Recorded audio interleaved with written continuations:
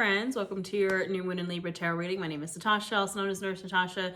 This is my buddy Alfred. He is a new skeleton that I got from Target, and it fits the spooky vibe. We're officially in fall, so we're spooking it up. If you are here, congratulations, this reading found you. I set the intention that my readings find who they're meant to find, the collective. I just pull for the collective, and if you're here, you're part of the collective. So welcome. It is a Libra new moon. I figure I should, since last time I've gotten some hand tattoos. So we have the elements from the fifth element here, the Stargate symbol for home. I have my Pisces constellation, and then I have the suits of the tarot on this hand. They're kind of fading a little funky, get a little, I'll get some touch-ups. And then I have a snake. So new additions, also Halloween nails, Freddy Krueger theme, of course. It's been a month. I have moved into a new place, which is what you see behind me. I have gotten sick. I have gone across the country on vacation. It's been a lot, but we're here. We got 6 planets in retrograde, including Mercury. It's just been a whole lot of chaos, but can't complain. So this new moon in Libra happens on September 25th. So that is tomorrow from when I am filming this reading. And it's a little breath of fresh air, I feel like, in this retrograde season that has been just a lot of chaos. It's a little breath of fresh air. It is all about inviting in balance. It is all about kind of finding that peace, harmony in the chaos of retrograde season. Libra in the tarot rules the Justice card. So again, bringing those scales into balance. We just had our September equinox, or our autumnal equinox, also known as Mabon. So things are, we're kind of winding down. We're getting our harvest, and we're transitioning from, the spring, the summer, to the fall, the winter. So kind of transitioning to the winter, which is kind of when everything dies and, that is reborn again in spring. And our autumnal equinox is kind of the midway point in between that. Libra in the body rules the heart chakra, and the heart chakra is our chakra of balance. It is the balancing chakra between our upper 3 and our lower 3. And what I wrote, the notes that I wrote for this new moon is thinking with your heart, not your ego. So what does the heart want? Setting those intentions, because we know new moons are about setting intentions or about manifesting. And we're setting that from the heart, not from the ego. This is also our last new moon before eclipse season begins. So we have this new moon and then a full moon, and then the next new moon is an eclipse. And then we're going into eclipse season. So it's a little breath of fresh air between all the chaos of retrogrades and eclipses. I do also have a new deck. I went to California with my best friend for her birthday, and we stopped and got our palms read and got a tarot reading. I've never been to like a psychic like that before, and it was very, very, very accurate, and she was great. And this was the deck that she was using. It is the Thoth Tarot. I've never used it before, but it's very different, and I figured we would test it out and take the new deck for a spin. What do you think, Alfred? He's down. So I live by myself now, and so I feel like I needed a friend to talk to while I'm here by myself, so we got a skeleton. So while I shuffle, I encourage you to take a deep breath. I encourage you to set your own intention for this reading. So what are you looking to get out of this reading?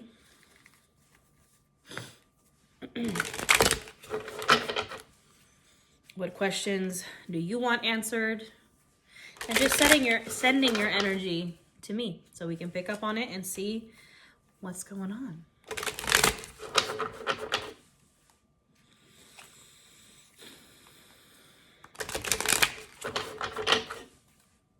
It's always interesting using a new deck because I don't know, it feels very fresh, very new. I don't know what's going to come up.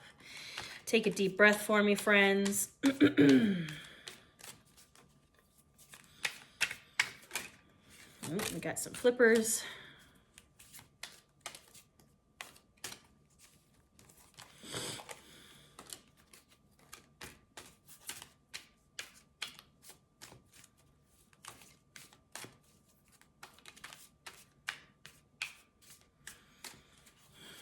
All right, let's see. Ooh, the sun at the bottom of the deck. We love to see it. Who flipped out? Okay, all right. I'll take it.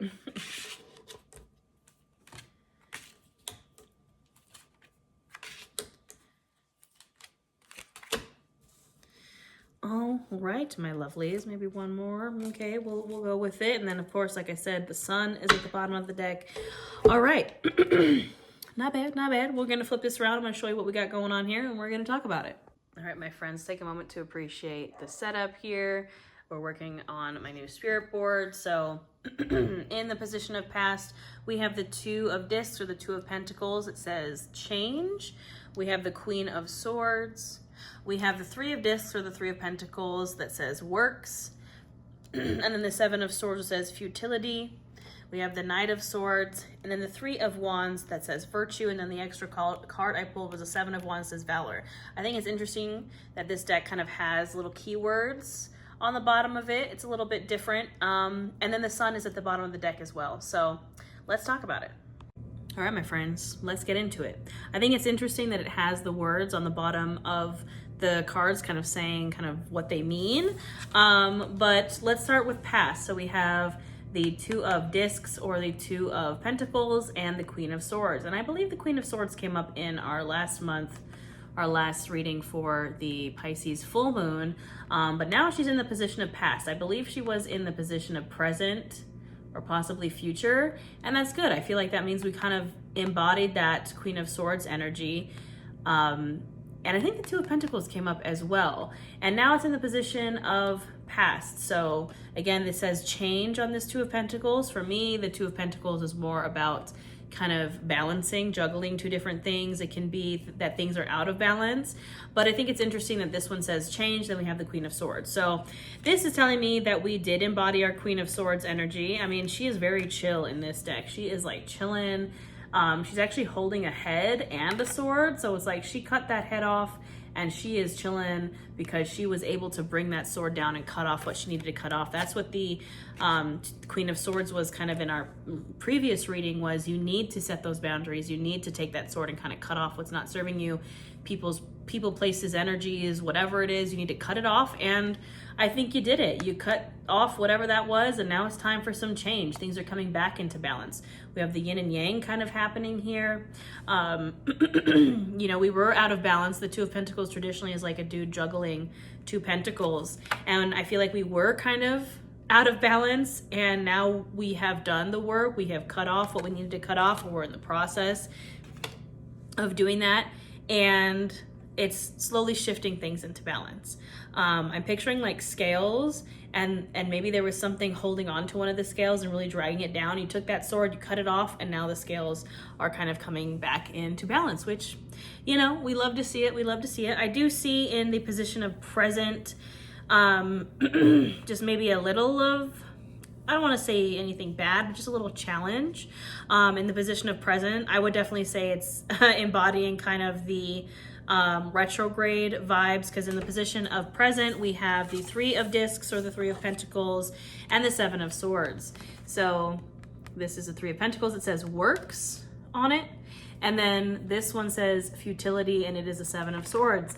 What's coming up for me is resistance is futile. You just got to work through it. You just got to grin and bear it and get through it. Resistance is futile with that Seven of Swords, and that's in regards to the retrograde season. Resistance is futile. Like, if you are pushing back against the retrograde, and look, let's be real, stuff goes wrong during retrogrades, okay? Stuff can go, what can go wrong will go wrong, all right? But the key to winning retrograde season is to not let it get to you. Do not resist it.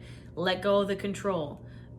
Work through it. The Three of Pentacles is also traditionally a card of getting help from the people around you. It's traditionally three people working on something together, working on a project together.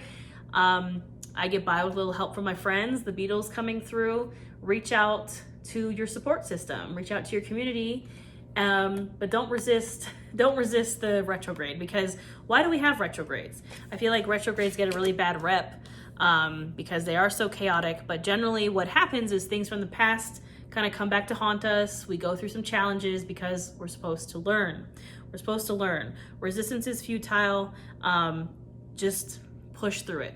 Push through it, grin and bear it, reach out to your support system, to solid support system, right? People that we actually want. We're not going back to whoever we cut off with that Queen of Swords. we're moving forward and kind of focusing on our reliable support system, our reliable support network. The Seven of Swords, I think, is also kind of coming as a warning of don't rely on those deceptive, kind of not good people. The Seven of Swords really traditionally is a card of deception, or someone's being sneaky, somebody is lying. We don't want that. We're moving on. We're moving on from the Seven of Swords to the Three of Pentacles. That's the energy that we want. And we're going to get through this retrograde. And in the position of future, Knight of Swords and the Three of Wands, which the Three of Wands in this deck says virtue. You can see this is a very rapid, fast-moving energy. Swords, the Knight of Swords, I like to call him the lightning pony. Look how fast he's going. He is charging forward. And the Three of Wands traditionally is a card that might signify a delay, or like you're kind of standing in front of a door or a portal and you're like, I want to go through there, but maybe not. This is saying definitely go through it. Charge through that. Charge through it with your virtue, I suppose. You know, it's time to move through that door. No more delays. Like, let's go through it. Let's move forward. And like I said, that is in the position of future. So once we can kind of get through this retrograde season, right, in the present with our Seven of Swords, and we can rely on those good people to help build us up, to help support us, we're going to have that support system, that base, to kind of charge through that that door in the Three of Wands. And you can see here this Knight of Swords, you know, he's charging forward, and he also has three little bird friends there. You don't usually see that on the Knights. You don't see them with kind of anything else, but you know, you're charging forward with your support system, with your team, with your squad. We love to see it. No more delays. We're moving forward. Once we get through this retrograde, we're moving forward. And then we have the Seven of Wands, was the extra card I pulled. It says Valor. The Seven of Wands traditionally is kind of a person that is kind of like a very defensive energy, but here it's saying valor. I think it's putting up a valiant fight, essentially. That is kind of the vibe of the whole reading, is throughout all of these things, throughout when we were doing the Queen of Swords in the past, from the present, we're kind of, you know, going through that retrograde. In the future, we're moving forward. It's all being done valiantly. You're fighting valiantly. You know, you're fighting with honor. You're not being sneaky. You're not being Seven of Swords. You are moving forward with valor. And, you know, I think that's pretty positive. I just realized there's a little Leo symbol on here. Definitely Leo vibes. I'm a Leo moon, so, you know, we're feeling it. And then at the bottom of the deck, again, Leo energy coming through strong is the Sun card. And the Sun card is the warmest, happiest card in the deck. I actually really like this depiction of the sun. Every zodiac sign is on there. You can kind of see there's a little crab, there's the twins, we got Pisces. All the zodiac signs are here on the edges. And look at that. That warmth and abundance is just shining down upon you. You know, if we can get through this chaos of the retrograde season and we can move forward valiantly and, you know, just push through, moving forward. You know, the sun is coming. Abundance, warmth, happiness. Leo rules the sun. In the tarot, Leo rules strength, but in the stars, Leo rules the sun. So it's definitely heavy Leo energy of just that courage and confidence and fire vibes. Even though our Libra is an air sign, there's a lot of fire here. We have wands. We also have a lot of air. We have the swords, and we have a lot of earth. No water, so no water vibes. We're not really tapping into the feels too much. We're tapping into that forward movement energy of the swords and the wands, and the grounded energy of the pentacles, because we need it in the retrograde season. All right, so we're gonna clarify with some oracle cards. This is Visions from the Liminal Space, and look who's lurking at the bottom of the deck. It says, the hot tub is too hot. This is what we're feeling. Like, this is the Mercury retrograde. We're like, it's hot. Like, it is hot in there. And we are ready to get out. But guess what? It's not going to be over. Mercury retrograde won't be over until the 1st of October. And then we just have a ton of other retrogrades happening. So I swear we're going to be okay. Resistance is futile. We just got to get through it, friends. So take another deep breath for me. Send your intention my way.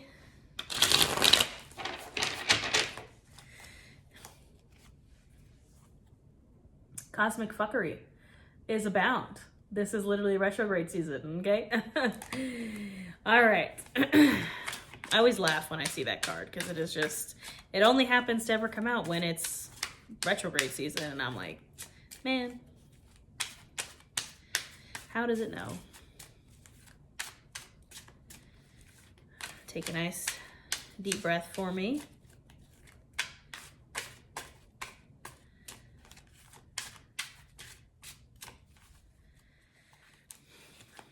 There it is again. You literally saw me shuffle that deck a bunch of times and cut the deck, and still at the bottom of the deck is the Cosmic Fuckery card.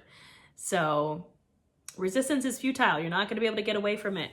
We can't escape the retrograde, alas. Yep. All right. You know what? I will take it. I will take it, my friends. I will take it. We're just going to leave that Cosmic Fuckery card at the bottom of the deck. And we're going to turn this around and we're going to see what's going on. All right. In past, we have They Know Not What They Do. In present, we have You May Never Know. And then look at that. In future, we have Sparkle, Sparkle, Bitch. And definitely sparkly vibes here in the future. And then, of course, at the bottom of the deck. And let's talk about it. All right. So, first, They Know Not What They Do.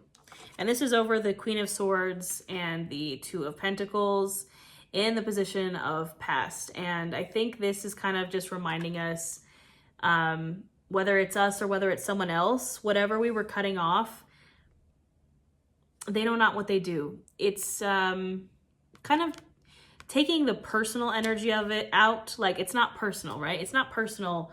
Whatever they did to us or whatever the reason was that we needed to kind of tap into the Queen of Swords energy and like cut them off. It's not personal. It's just what's best for us.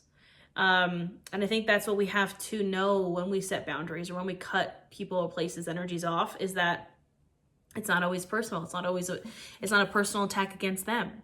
It's just better for us. And they know not what they do. They might be, maybe they're not healed and they're just kind of not in their best, highest self energy, and they're pulling that lever that's bringing the dumpster fire down upon them or down upon you, and it might not be their fault. There's a quote, I believe it's from Will Smith, but he says, you know, when, as far as healing goes, when we've been through trauma, we've been through some rough things, it might not be our fault, whatever it is we went through, but it is our responsibility. So, you know, just as it might not be their fault, whatever they did, they pulled that lever, the dumpster fire came down, but it is our responsibility to protect our energy, to cut them off, to use that Queen of Swords. And we did it, right? It's in the position of past, but they know not what they do. It is not personal. Taking that kind of feeling of, oh, I'm such a bitch for cutting them off, or I'm so terrible for setting boundaries. No, you're not. No, you're not. It's okay. They know not what they do. It might not be their fault, but it was our responsibility to cut them out. And then we have You May Never Know, because guess what? We closed that door and we're not looking back. You may never know what the other outcome would have been if you had kept them in your life. No, we're not doing what ifs. We're closing that door and we're not looking back. And again, this is over the Seven of Swords, the Three of Pentacles. Resistance is futile. Stop resisting this. Stop trying to go and claw your way through that door that's literally chained shut and locked shut. Stop trying to crawl your way back into, you know, the Seven of Swords energy of like deceit and lying and blech and the dumpster fire that this person is pulling the lever on. Stop trying to go backwards through that door. It's not meant for you. You may never know what was on the other side of that door, but it doesn't matter. Doesn't matter, because we're not looking back, we're looking forward. And what's forward is sparkle, sparkle, bitch. And that's over the Knight of Swords and the Three of Wands. When you finally move forward and you finally stop looking back and trying to open that door and focusing on what that person did instead of letting it go and being like, they know not what they do. It's not my problem. I'm done with that door. I'm going to stop trying to open that door, which is very obviously locked up and I should not be going back there. Once you move forward, the diamonds are coming. These sparkles are coming. The abundance is coming.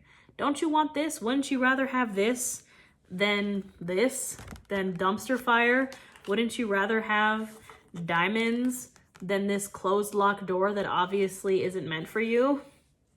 I would rather have this, okay? Like, I don't know about you guys, but sometimes it's hard because there are times when I'm also pounding on this door of something that I left behind that I'm like, but what if something else is on the other side of that door? What if I could get it back? What if XYZ? My dad had this really ridiculous saying anytime I think about what ifs. And he used to say if I would be like caught up in the what ifs and I would just be freaking out like, well, what if this? What if that? What if this? What if that? He'd be like, Natasha, what if worms had machine guns? Where would birds be?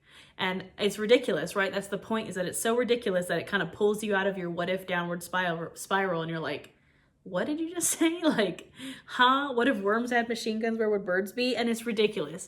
It is absolutely ridiculous. And that's kind of how he would show me how ridiculous I was being. Like 9 times out of 10, when you're doing the what if game, the what if scenarios are completely and utterly ridiculous. Even if they're kind of in the realm of reality, like maybe let's say you cut somebody off and you're like, well, what if I go back through that door and I take them back and they act differently? Yeah, there's a chance, but no. You don't need the what ifs. You don't need to go back to that door. We would rather move forward. There's no going backwards, there's only going forward. And then, of course, like I said, at the bottom of the deck, there's nothing we can do about it. There's nothing we can do about it. It's there. The cosmic fuckery is there. We have retrograde season and then eclipse season coming up very quickly. And guess who's under cosmic fuckery is the high road. This is the road you got to take. You got to take the high road. We're not taking the road back to that door that's locked up. We're not taking the road back to that dumpster fire, to that person in our past.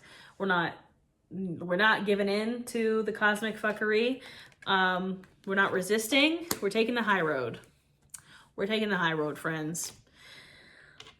I mean, we got a little called out, just a little bit, but I feel pretty good about it. I feel especially good about the Sparkle Sparkle bitch in the future.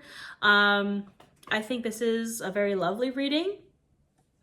Even though there was some chaos and fuckery in our past, perhaps, and there is some, chaos and fuckery happening around us, it's gonna be okay. We're gonna get through it. I promise. All right, my friends, I think that is all I have for you today. I do also have a yoga class for this Libra new moon that is also free on my YouTube channel if you'd like to check it out. A few things, registration for my group coaching program. My online coven is open. It's called Nourish Your Life. It is a 12-week group coaching program where we go over everything from tarot to crystals to moon phases to goal setting to purpose to mindful eating, self-love, mindful movement, yoga, chakras, everything you've ever wanted to learn about in a community of people on the same journey as you.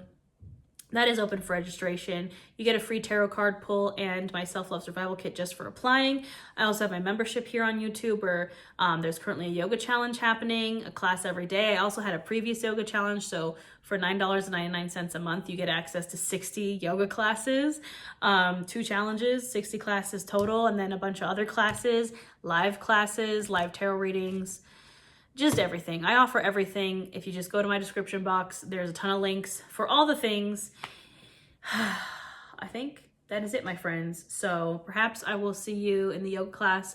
Perhaps I will see you in Nourish Your Life or my membership or at a retreat maybe. My retreats are open as well.